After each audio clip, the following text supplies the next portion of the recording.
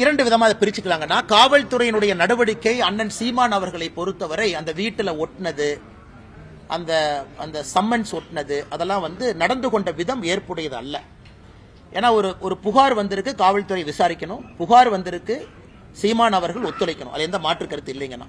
புகார் வந்திருக்கு, விசாரித்த பிறகு சார்ஜ் ஷீட் போடணும். அதெல்லாம் காவல்துறைக்கு முழு அதிகாரம் இருக்கு. ஆனா நான் ஒரு சம்மனை ஒட்டினேன், சம்மனை யாரோ ஒருத்தர் கிழிச்சாங்க, அதனால அவரை நான் தூக்கிட்டு போனேன், அவரை போலீஸ் ஸ்டேஷன்ல போய் அவங்க என்னை அடிச்சாங்கன்னு போலீஸ் நானே கம்ப்ளைண்ட் கொடுத்தேன். எனக்கு அது ஏதோ ஒரு இடத்துல தமிழகத்தினுடைய காவல்துறை தன்னுடைய அதிகாரத்தை தவறாக பயன்படுத்துகின்றார்களோ என்கின்ற ஐயம் எனக்கு ஏற்பட்டுச்சு.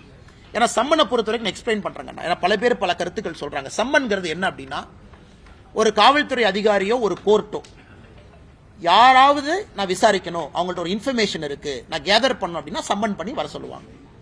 நீங்கள் நானும் தொடர்ச்சியா அந்த சம்மனுக்கு போகல, முதல் சம்மன் கொடுப்பாங்க போகல, இரண்டாவது சம்மன் கொடுப்பாங்க போகலைன்னா அது கோர்ட் மூலமாக வாரண்டா மாறும், அது பிடி வாரண்டாக மாறும். அப்ப கண்டிப்பா போடணும். இன்னைக்கு சம்மன்ஸ் எப்படி ஆகி போச்சுனாங்கன்னா, எந்த விதத்திலும் அனுப்பலாம், இமெயில் அனுப்பலாம், வாட்ஸ்அப்ல அனுப்பலாம். சீமான் அவர்களை போன்ற அரசியல் தலைவர்கள் எங்க இருந்தாலும் அந்த லோக்கல் கான்ஸ்டபிள் மூலமா மேடைக்கு சர்வ் பண்ணலாம். அவர் கிருஷ்ணகிரி தர்மபுரி பக்கத்தில் இருக்காருன்னா அங்க போய் சர்வ் பண்ணலாம். சோ வீட்டு வாசல்ல சர்வ் பண்றது எனக்கு புரியலீங்கன்னா, வீட்டுக்குள்ள போய் சீமான் அவர்கள் மனைவி கையில அந்த சம்மனை கொடுக்கலாம். அதான் முறை. வீட்டுக்குள்ள யார் இருக்காங்க அவங்க கையில சம்மனை கொடுத்து கையெழுத்து வாங்கி போட்டோ எடுத்துட்டு போவாங்க. நான் சம்மன் கொடுத்துட்டேன், நான் சம்மன் கொடுத்த பிறகு தப்பிச்சுட்டு போறாங்க அப்படின்னா அது வாரண்டா மாறும். இதுல எனக்கு ஆச்சரியம் என்னன்னா, கேட்ல ஒட்டுறது. கேட்ல யார்ட்ட ஒட்டுவாங்க, ப்ரொக்ளைம்ட் அஃபெண்டர் மேலதான் கேட்ல ஒட்டுவாங்க. அதாவது தேடப்படக்கூடிய குற்றவாளி கேட்ல ஒட்டுவாங்க, நான் பார்த்திருக்கேன்.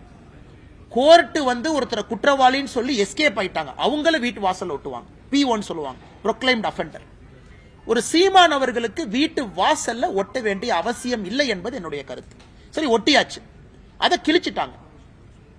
எப்ப அதை ஆக்ட் பண்ணணும்னா, அடுத்த நாள் சீமான் அவர்கள் 11 மணிக்கு வரல அப்படின்னா தான் காவல்துறை நடவடிக்கை எடுக்கணும். ஏன்னா நான் வீட்டுக்கு வந்தேன், நான் சம்மன் ஒட்டிட்டேன், காலைல 11 மணிக்கு வரணும்னு நான் சொல்லியிருக்கேன், நீ சம்மனை கிழிச்ச என்னமோ பண்ணிட்ட, அப்ப கிழிச்சாலுக்கு தெரியும் 11 மணின்னு. அப்ப நீ சீமான் அவர்கள்ட்டயோ அவங்க துணைவியாருக்கோ அவங்க நண்பர்களுக்கோ சொல்லியிருக்கணும்.